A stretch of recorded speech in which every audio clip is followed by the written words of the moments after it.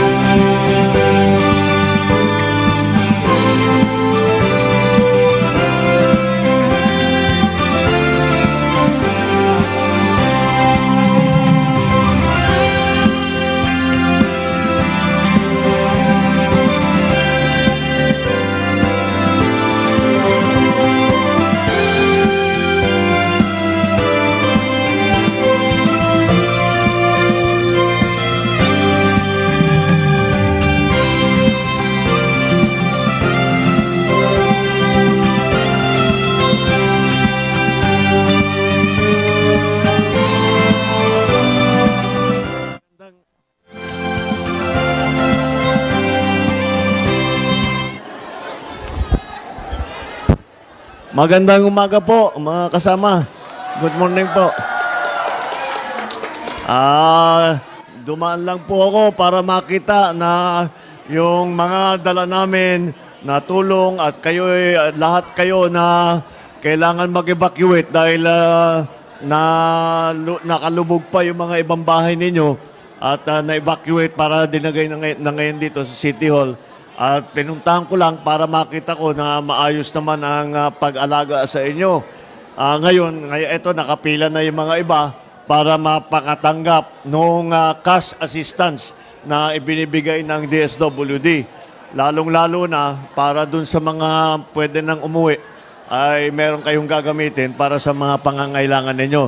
Pero yung mga uuwi, para kahit na uuwi ay pag una ninyong dating sa mga bahay ninyo, tutulungan pa rin namin kayo, bibigyan pa rin namin kayo ng mga food pack.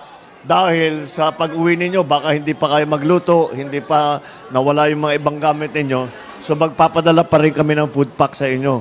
Kaya mabigat itong nangyari sa inyo at napakalaki ng tubig na dumaan. At ang mahirap kasi, yung baha na galing kami sa Buli, hindi gumagalaw talaga yung tubig eh. Marami doon sa hindi talaga gumagalaw ng tubig kaya gagahakanapan natin ng paraan yan. Ngayon, ngunit para sa ngayon ay asahan ninyo basta't nandito ang pamahalaan, tuloy-tuloy ang aming pagtulong sa inyo. Sabihan nyo lang, andito si Mayor, andito si Secretary Rex, andito yung mga ibang cabinet secretary para marinig mula sa inyo kung ano yung mga pangangailangan ninyo. Sige, basta't asahan ninyo. Hindi kayo namin nakakalimutan. At lagi namin iniisip kung paano kayong tulungan. Sige po, maraming salamat po.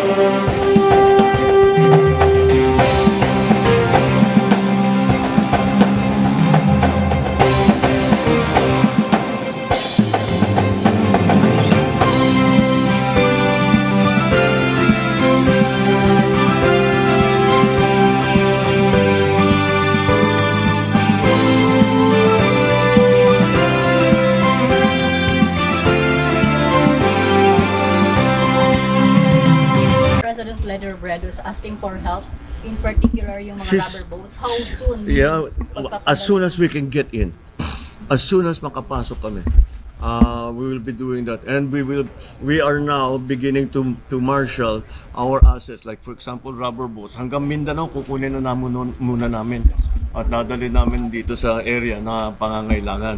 We just got that report from Kamsur that half the province is underwater because they live in that the basin within Albay and Kamsur. Kaya yun ang talagang tinatamaan lagi ng baha. So as soon as we can, we will go in. As soon as we can. Kung kailangan, di naman mailipad ng helicopter yun. So kailangan truck ang magpapasok. Eh. Oo. So as soon as mag-clear, alam naman ng DPWH ang gagawin nila. At nakamonitor naman sila. Nandun naman ang mga tao nila, mga regional officers, para magsabi when they can come in. So that's what we're waiting for now. So wala we are at the mercy of the weather as we always are. So we will just have to wait for the true effects of this typhoon.